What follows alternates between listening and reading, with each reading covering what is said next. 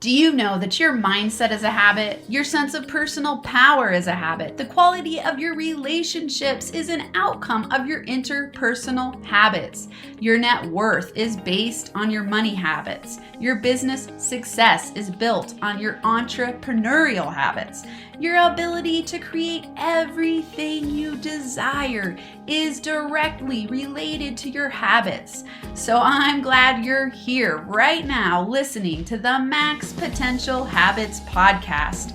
I'm your host, Dr. Amanda Barrientes, the founder of NFA Coaching, and every week I'll bring you tips, tools, and inspirational interviews that will help you learn how to cultivate strategic habits that will set you up to be a NFA habits master so you can create the life and business of your dreams on your terms.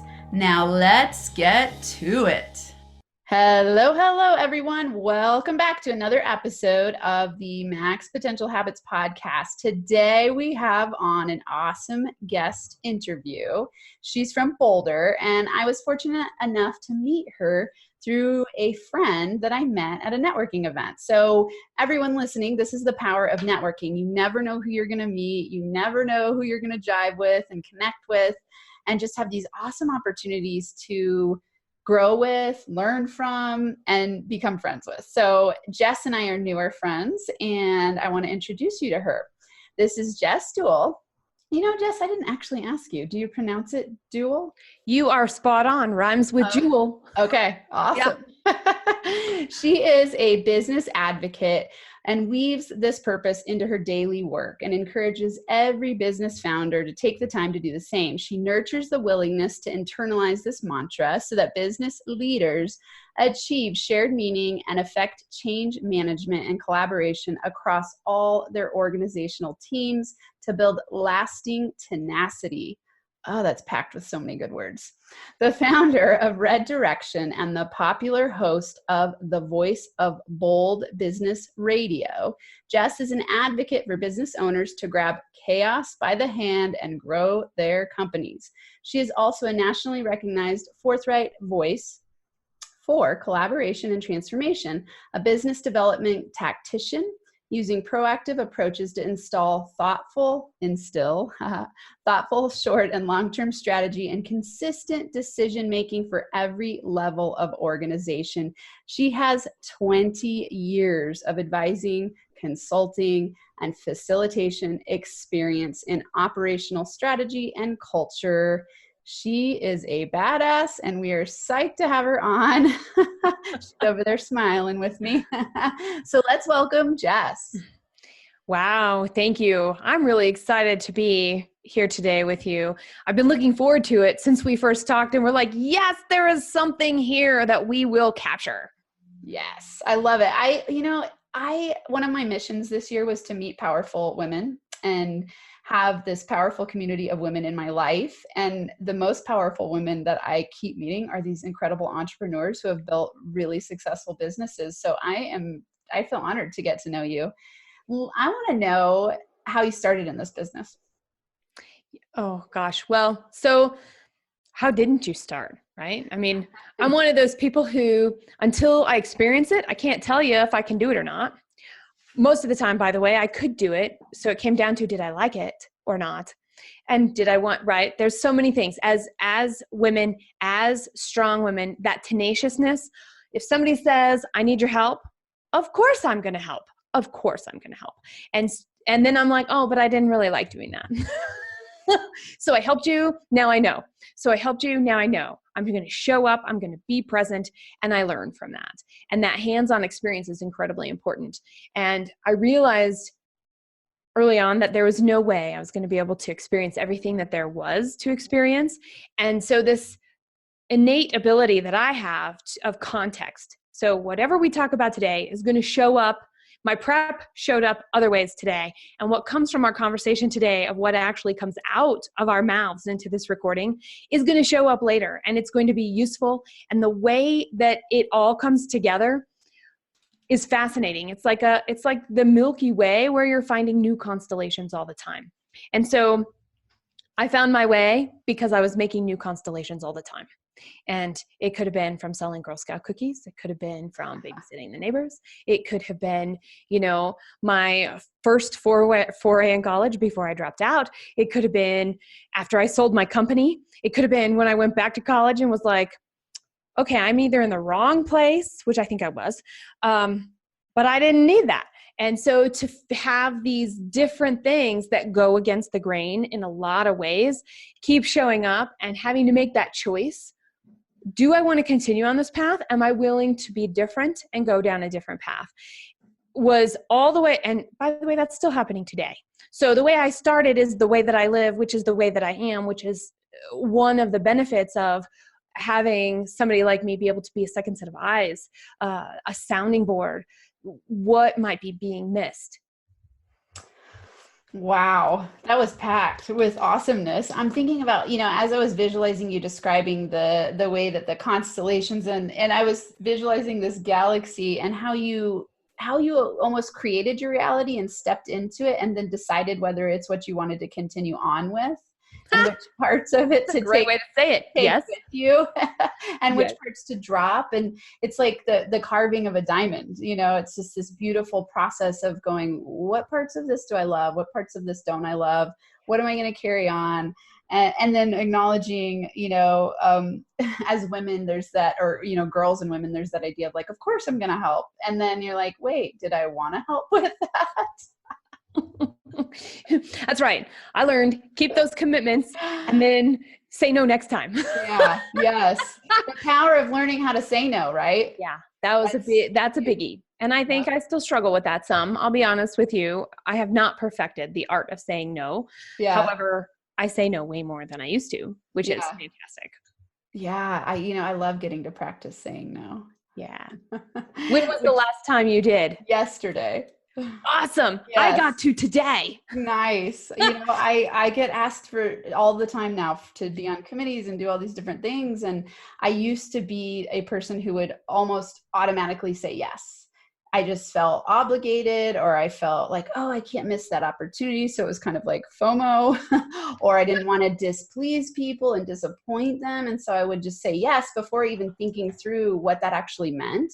Right. And so I've gotten so much better at, when someone asks you something, either saying, let me think about it so that I can then think through what that means and what commitments that's going to take and what time it's going to require.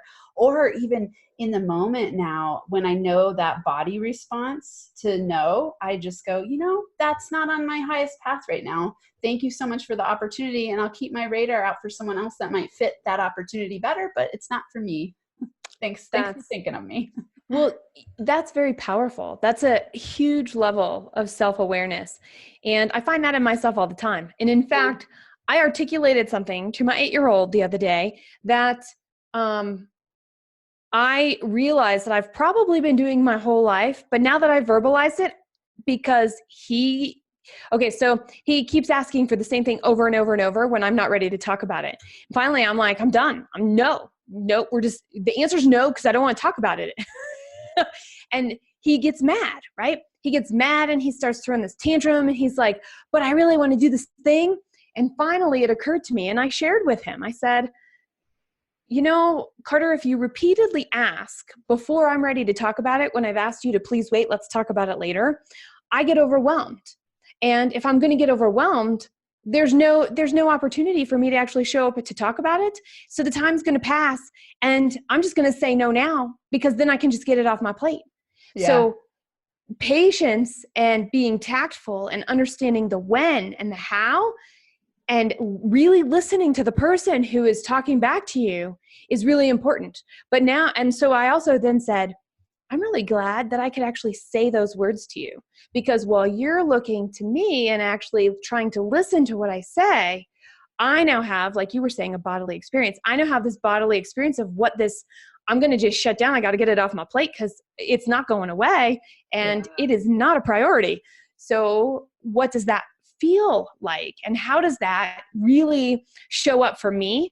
And now because he knows it, I know it, we see it in each other, I get to practice on my husband now, right? Who's the next best person to do this except for the guy that I've been married to for 19 years? And then once I've got that perfected, here I have something to then go to Girl Scouts, to other community involvement things that I'm involved in, as well as to the businesses that I'm at. And of course, during all that time, I'm gathering that context. I'm trying to find what those patterns are to be able to articulate and support the people who have asked me to do so and value that.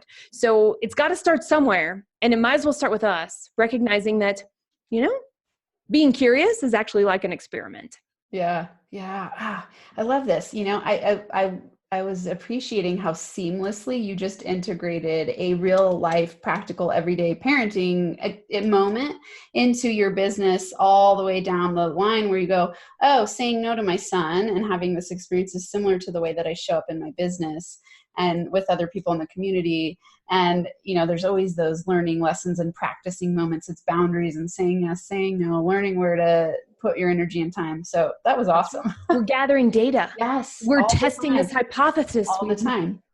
I all want to ask you, do you see that as part of the entrepreneurial mindset?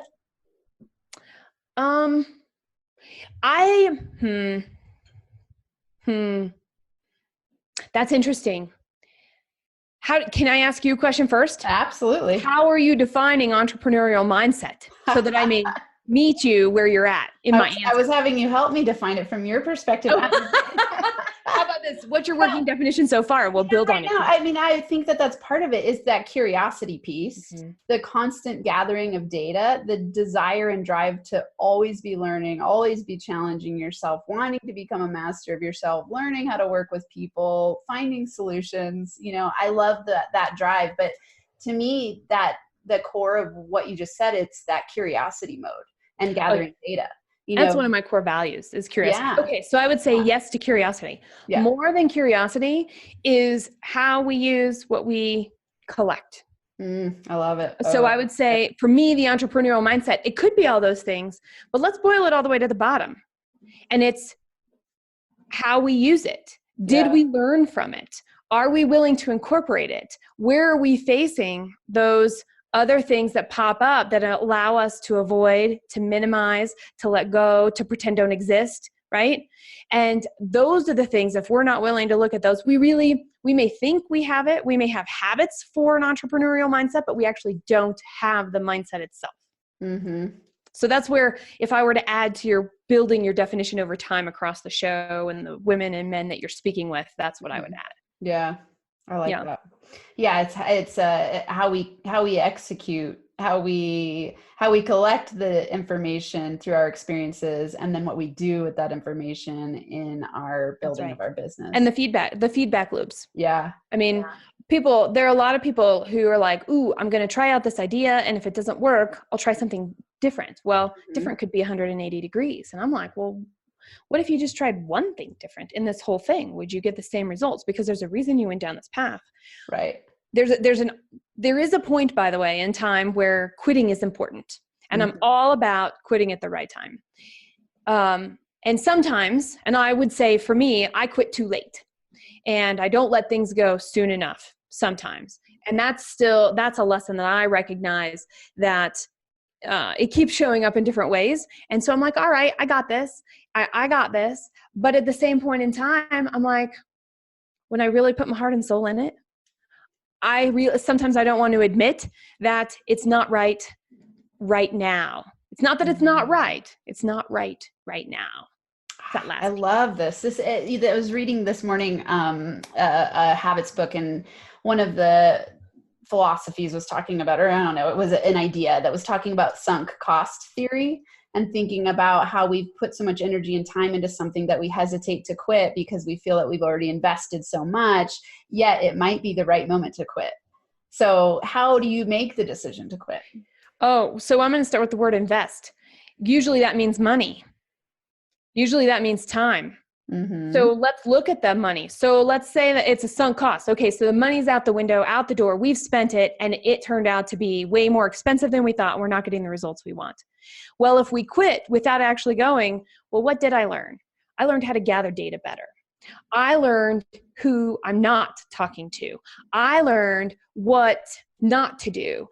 Here's what I did learn in those relationships within this project that worked really well that I had never seen before. Okay, so those, in my opinion, are worth the time and the money investment, because that's what our learning is that gives us a new platform with which to go to the next. I love it. So expanding perspectives as you learn. So it's not about that the sunk cost is, it's interesting just within that name, sunk cost. It's like that indicates that somehow you didn't benefit from it. Whereas you're taking the perspective of it's always learning and it's valuable because you're getting something out of it. It's just how you perceive it.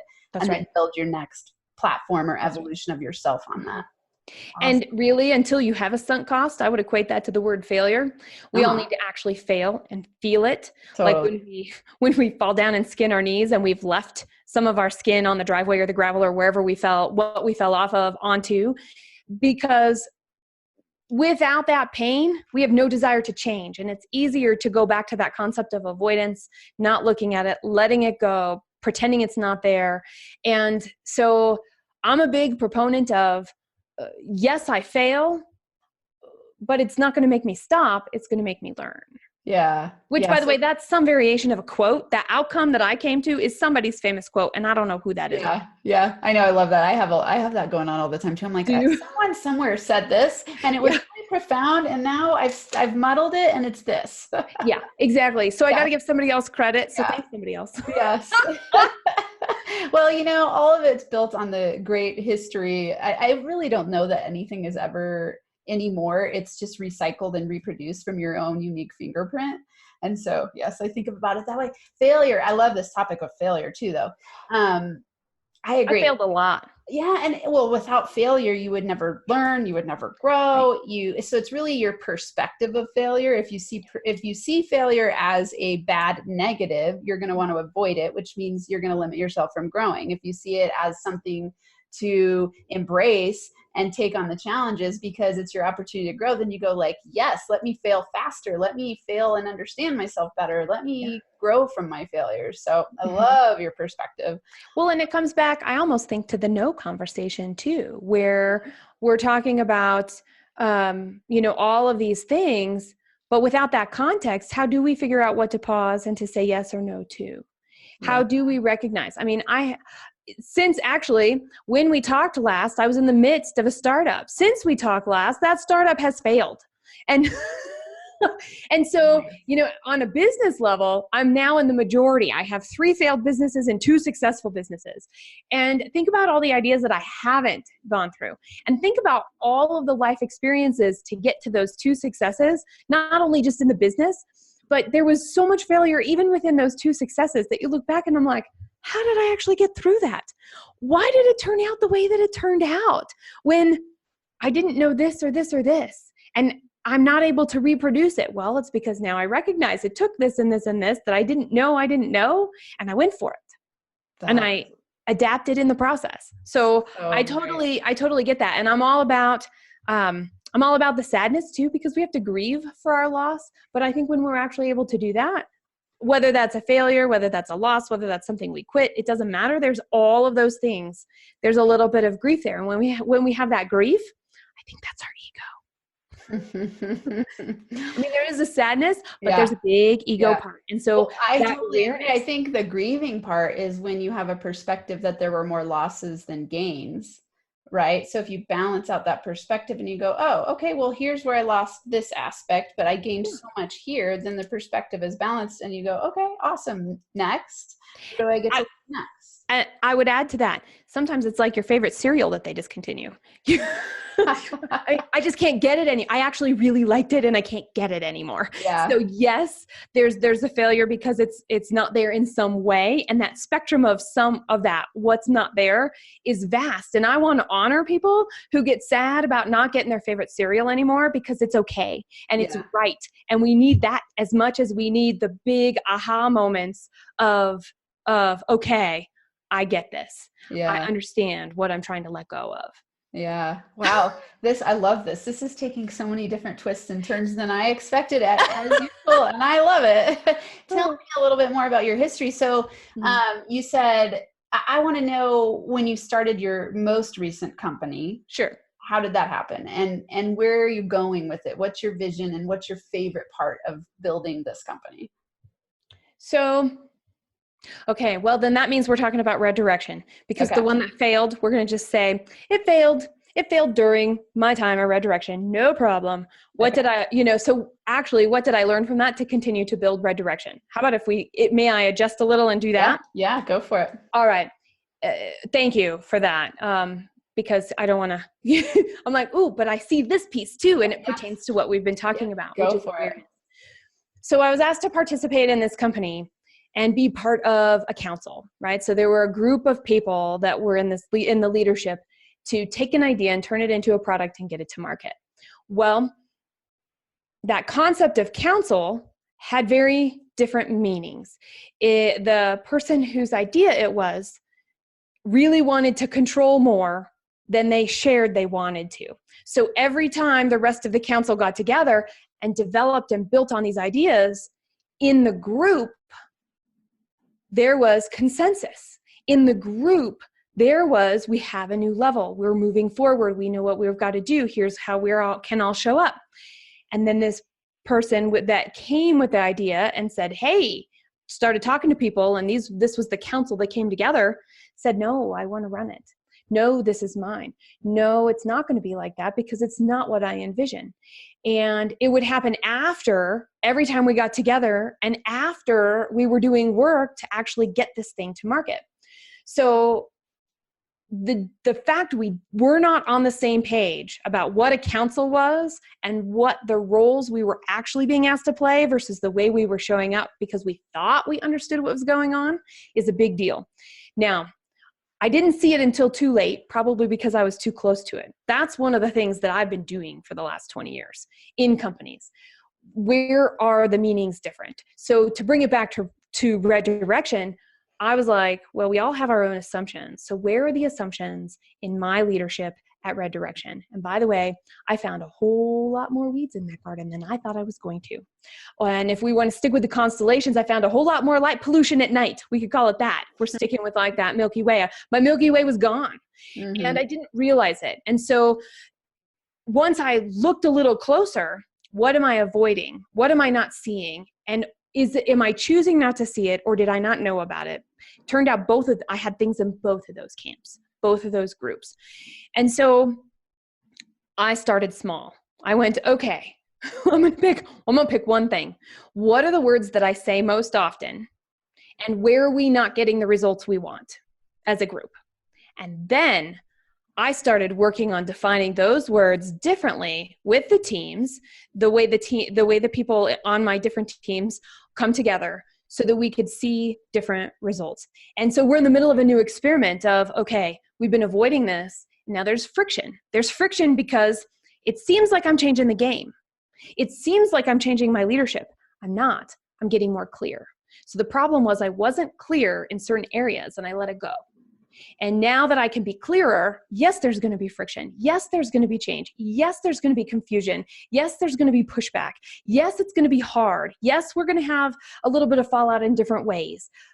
But in the end, we're going to be better for it because I took the time to be more aware, to bring that awareness of this most recent failure into something that I know is working, and can we make it work better? Can we make it work more?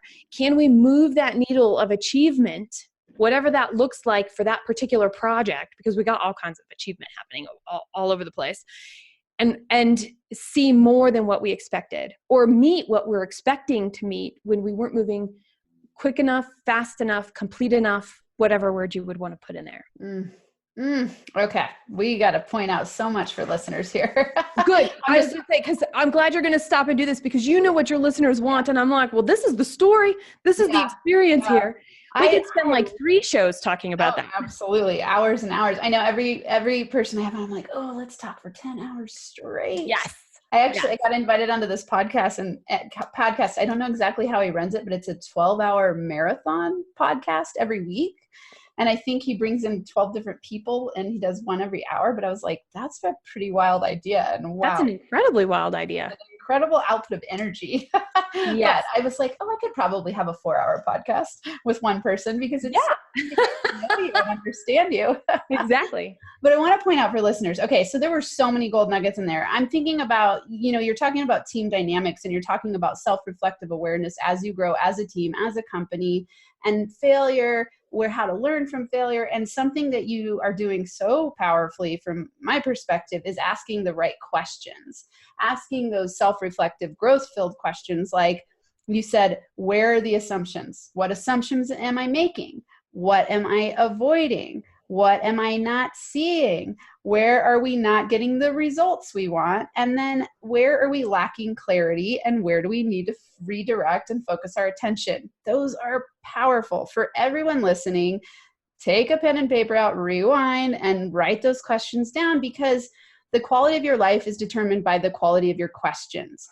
The income that you make in your business is determined by the questions you ask yourself, your willingness to gain clarity, gain perspective, get conscious of what is working and what's not working, and get out of your own way by actually magnifying what you don't want to see.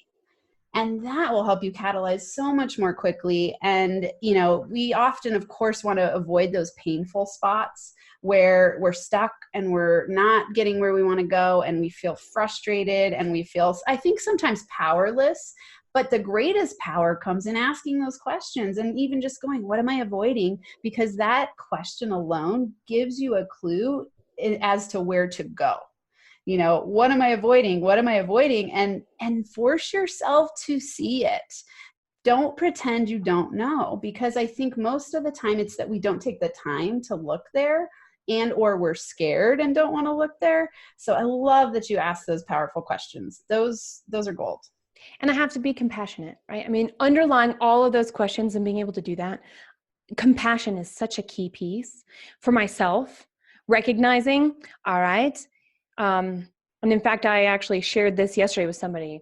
One of the companies that I mentor came to me and said, I'm supposed to know everything, yet I'm supposed to create a board so I can ask for help. And I said, what if it's, I'm confident in the direction that we're going, and I'd like you to help me get there. I love it. And so that because here we went from between the ears. Yeah. We went from between the ears to this dichotomy of what we think we're supposed to know to what is actually happening. Mm-hmm. Of course I want help. And of course I've got to ask for help. But if I ever once perceive that I'm supposed to have all the answers, I can't ask for help anymore. And it creates this weirdness in all of us, everybody on the planet. This is not related to any gender whatsoever. So to build on the power of questions, that's an illustration of the reason why. The big why is, well, let's talk about even the words in the questions, because it's not about us. It's not about our ego. And that's in the other thing with the compassion piece is when the company fell apart, it could have very easily, everything started to fall apart and needed to stop. So I stepped away, and that's fine. My part, I was like, oh, I'm done here. And I recognized that. And I was sad because it's a really good idea. I was sad because I liked the relationships. I was sad because I loved what the potential was. At the same point in time, I also showed up with compassion that it might be the right idea at the wrong time, might be the right idea with the wrong people. And I may not be the right person, and I can be okay with that. I can be compassionate about that for me. I can be compassionate about that for the other people that were on the council. And from my perspective, keep that door open. From my perspective, allow communication to continue. Now, some of how things went down,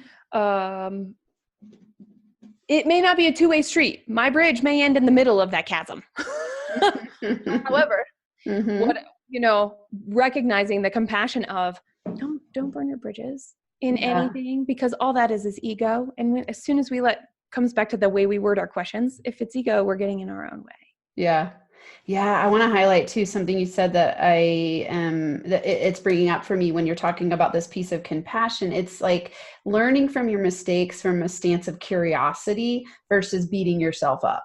So beating yourself up does nobody any good, because then you're just beaten down and you feel like you're in that failure. You know, when I say failure, like we talked about earlier, on the side, on the end of the spectrum where you think of it as a negative event, instead you can take it on and go, okay, let's be curious about why this didn't work.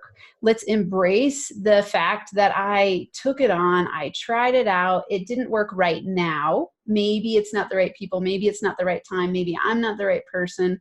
And something could flourish in the future if I'm able to take that stance of curiosity and look at it and go, what can I learn from this? And how can I grow from this? And how can I trust that all of this happened for a reason, instead of going, why am I so bad? Why am I so wrong? Why am I so stupid? All those ways that we use our inner critic to beat ourselves up. Oh yeah. I love that you are talking about that piece of, really not in that compassion piece of just not beating yourself up and taking that stance of curiosity instead. And I'll even go one step further and share that I was upset, I was mad, I was angry, I was frustrated, I was taken by surprise. And so it could have gone very differently.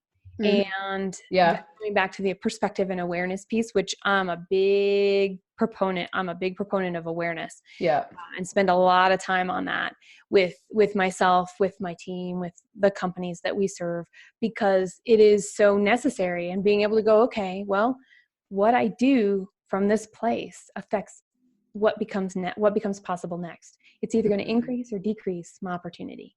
Yeah. Wow. This is great. This is awesome.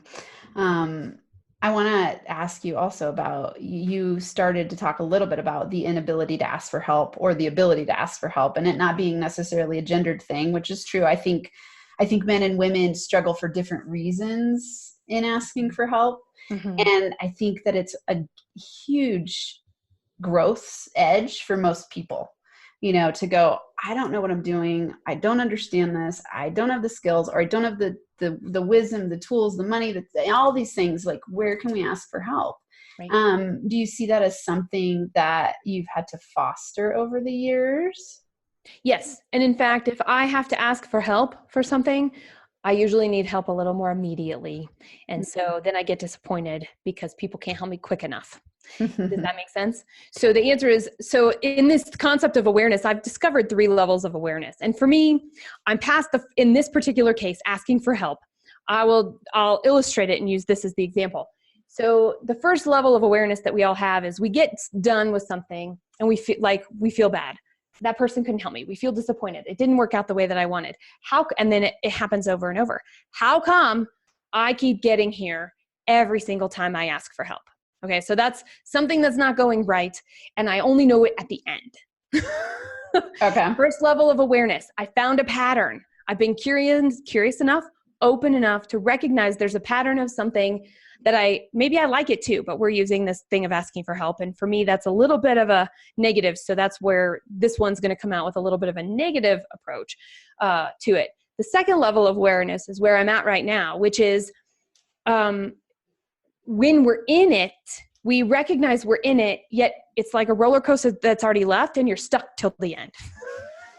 So you're in the middle going, oh, I know how this is going to end. And of course it ends that way, right? This is the second level. Wow, great. And I am like, when I got to that, I'm like, hey, look, I'm in it. Because it's an awareness, and I caught it earlier. There's a little bit of anticipation. There's a little bit of knowledge. There's all kinds of stuff in that. So I'm like, all right, I'm along for the ride. So at least I can smile and recognize at the end, I'm not going to like this, because we're talking about this. I'm asking for help and I'm in the same place doing the same thing. So it's going to have the same outcome. So the optimal thing, which, it's kind of like meditation. We have this perception of what optimal is in anything that we do. So I've got this optimal thing that I'll see it. And any decision we make, we can actually do this, where we get to the point and we're at the beginning. Oh, here's that tipping point, and I can choose. Go on the same roller coaster again, choose to leave the line and go do something else. Right? And so that's where we're all ultimately going toward. And I'll tell you, it's elusive. It's elusive. There are things that I do that I have habits and patterns around that I can catch it some of the time, but I'm not a master at all of them yet, by far all of them. And so I know where I'm going, and I recognize those 3 levels of awareness. And by the way, when I get to that pivot point in anything, so like with this one, when I get there, I'm going to be cheering. I'm going to be so excited because I get to choose, do I want to do the same thing? Am I ready to change? Or, that concept, am I ready to change or do I need to go down the same path again? Yeah. And if I'm not ready to change, that's okay. I still had that awareness piece up front and I made a conscious choice. Yeah. And so the more aware we are, the more conscious we are. And so even though I'm in that middle part with this asking for help, I'm recognizing I'm that much closer to understanding the pivot point of being able to make the choice. Yeah. Oh, I love this. It really reminds me of thinking about the evolutionary process of growth and how when you start to become more masterful in one area, you get to that third level of awareness, but then you go to the next evolution of yourself and it's almost like you go back to number one, again. And you started all we just have a new floor. Totally. Right? It's like, I was trying to describe this to other people, and sometimes I have to use a game. It's not like a game that has an end where you, like the end of Monopoly, there's a clear winner, even though it might have taken forever to get there. It is more like a video game where you get to the end and you accomplish this thing, and now you have a whole new set of things. The next level. Yes. And it gets the hardest right before the end of that level. Yes. And then you get to the beginning, it's like, well, did I actually do it or did I imagine it? Yeah. Oh, wait, this is different. I have more awareness. Like, I have more tools. I have more energy. I have more whatever that game gives me. Yeah. I love that. I grew up, my dad is a serial entrepreneur. And when I was young, one of his businesses was an arcade. And so awesome. I know it was amazing. All my friends, of course, loved it. I was in kindergarten. And then when he decided to sell the business, he brought home Miss Pac-Man. And I love what you're saying because it's so true. There were all of these levels of Miss Pac-Man, and Miss Pac-Man would change the whole board would change, and then it gets harder and faster. And then you get to the end and there's this prize, and it's this amazing thing, but it's such a great metaphor because it's so true. And it really is that evolution. Like you start at the elementary phase of any quest you're taking on. Let's say it's building a new business. There's so much that you don't know that you don't even know what you don't know in the beginning, right? And then as you go through those phases, you start to go, oh, okay, I've developed competency here. Maybe I've developed some mastery here and some excellence here. And then the next phase, and then you go, oh, wow, I'm a complete baby and child in this area. I have no idea what I'm doing. And those are the moments to ask for help. Those are the moments to seek out the masters. Those are the moments to go, okay, it's okay not to know. I'm just exploring a new side of myself and I get to develop competency here, which means I'm probably going to fall down more in the beginning, and that's okay. It's a really, to me, it's a very adventurous, challenging, and inspiring path because it's constantly growth filled. And if you can take it from that perspective of knowing that you're going to go through those phases and knowing that you're going to just constantly be learning, then it's a little bit easier to handle those, the tough spots where you feel like you haven't succeeded at your expected level. Right. And own that you're probably playing 6 games or more at once. Yeah. Oh, totally. So we might be on level 2 and level 10 and level 1. And here's game number 7 that I might want to add to this mix. Yeah. Right? There's courage. It is brave to do that and to recognize all of those things are happening all at once. Yeah, absolutely.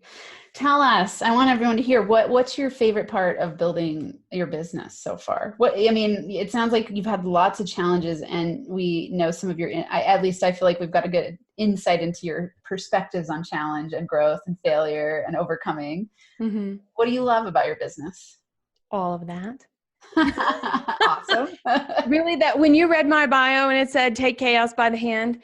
So my life training has been living in chaos, understanding chaos, recognizing what is the shape and the color and the texture. So all of the senses around what chaos is, even when it looks normal.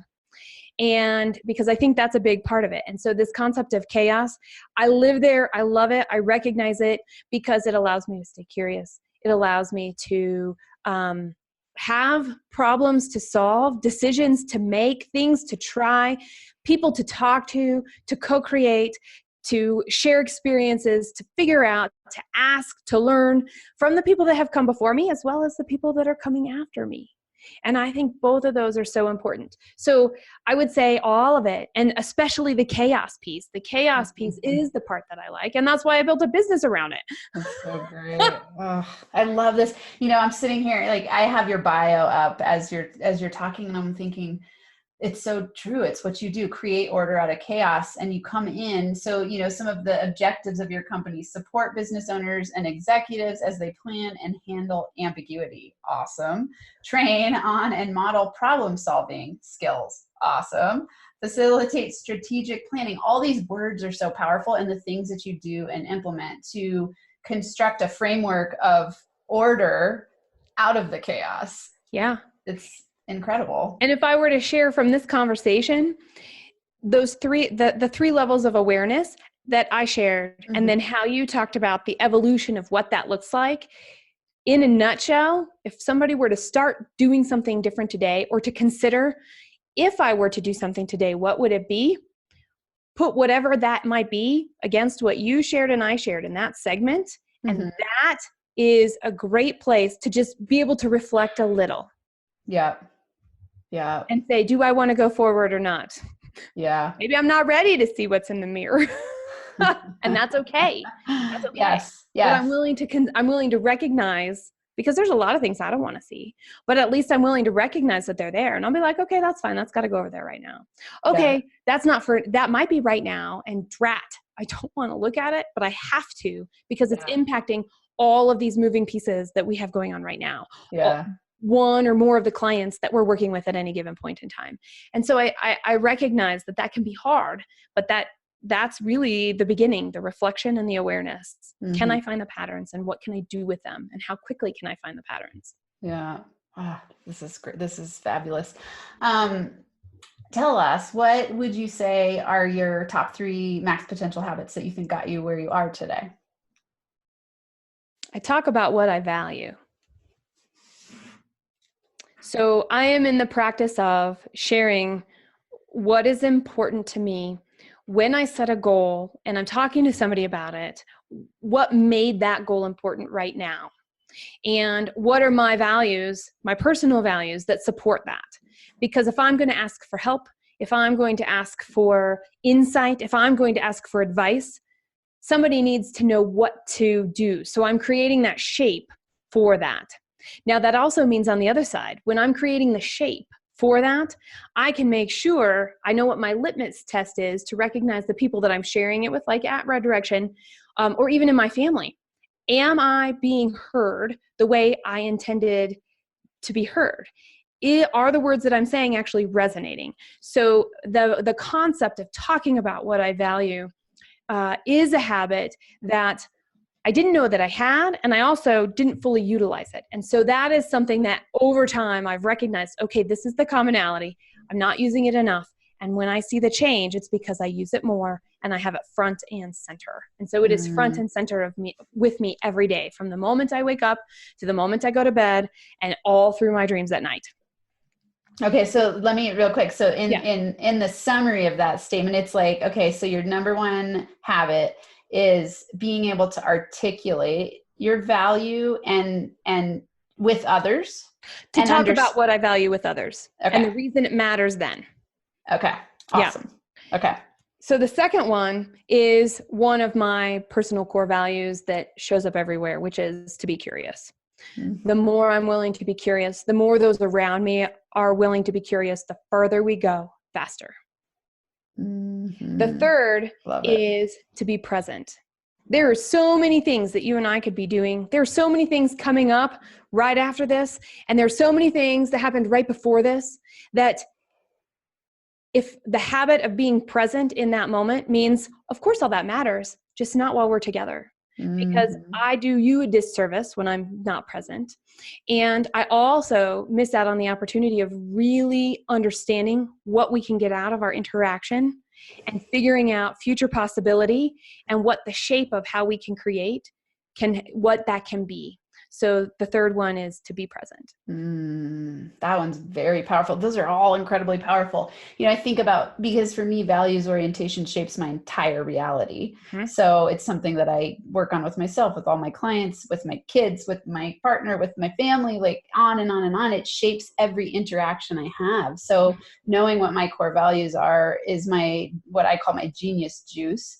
And it's the way that I do my life and business and world. And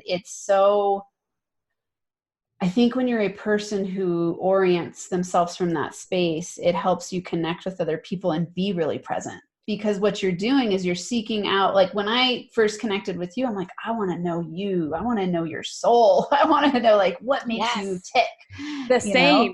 And it takes presence to do that. If you're present, you actually are interested in what the other person is saying, doing, thinking, everything that you're, even, Jess and I are on Zoom. I know that everyone else won't get to see this because it's just the audio recording, but I see her workspace. I see what she values just even by looking at her workspace. And it's such a gift to think from that space. And all of yours are so integrated because it's also that curiosity, right? If you're curious, you want to know someone's values, and then you're also present with them because you're curious about what's happening in the moment. Yeah. So there would probably be subsets of my 3 true values, right? So those are my habits that support my values, which are curiosity, elegance, and truth. Okay. Curiosity, elegance, and truth. That's lovely. Yeah. Simple, straightforward, timeless, fun. Yeah. And it's interesting too. Values. So I just want to real quick go here. Values for you are, because I teach values from a place of axiology, which has to do with like your chief aim in life. Yeah. And your values are more of, it sounds like a place of, because some people use their values as a moral or an orienting essence versus what they're doing in the world or what they. And I would say both with mine or both, right? Yeah. They sound like they're from the doing, and I will tell you it's because I do first.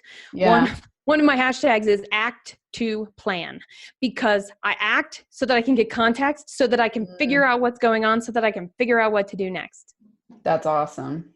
And so there's that piece. And the other part, though, it is a moral compass, because if it is not clear, if it is not,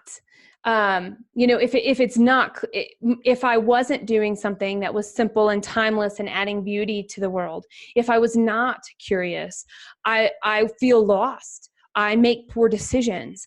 I don't really have the best relationship possible, and I will stray. And whatever that is, whether that's, who knows, right? Telling the wrong secret, not keeping a confidence, eating the wrong food, not taking care of myself, lashing out at somebody who doesn't deserve it.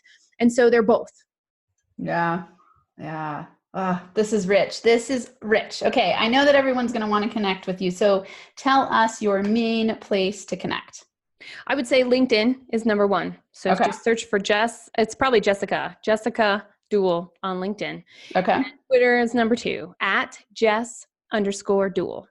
Okay. And I will put all of this in the show notes for everybody, so you'll be able to connect with her there. Is there anything that you want to promote?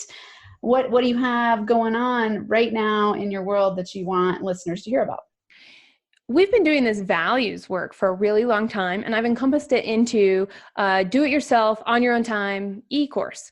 So it's an online course that is called Weave Value, and you're taking and figuring out what is it that you value through your actions and through your moral compass in a very different way than what you're doing, and being able to say, so here's practically how I apply those.